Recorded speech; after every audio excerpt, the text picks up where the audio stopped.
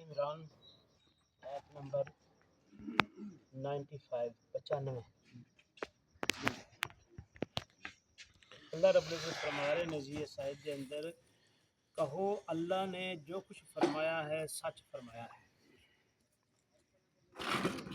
تم کو یکسو ہو کر ابراہیم کے طریقہ کی پیروی کرنی چاہیے،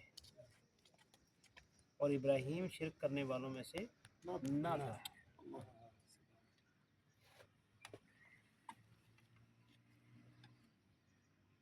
اللہ تبارک تعالیٰ نے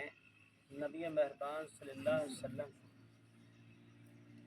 ایک گل کہی کہ انہوں نے دس دیو جڑے بہتان لگا رہے ہیں، اپنے کو من گھڑت اللہ تبارک تعالیٰ نال منسوب کرتے پے نے کہ جڑیاں پہلیاں چیزاں سن کوئی حلال کیتیاں ہوئیاں وہ حرام کر دیتیاں نے، یا حرام کیتیاں ہوئیاں حلال کر دیتیاں۔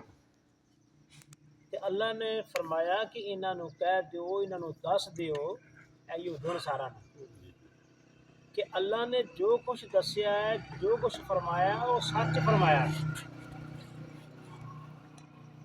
اور یہ اندر ایک گل چھپی ہوئی ہے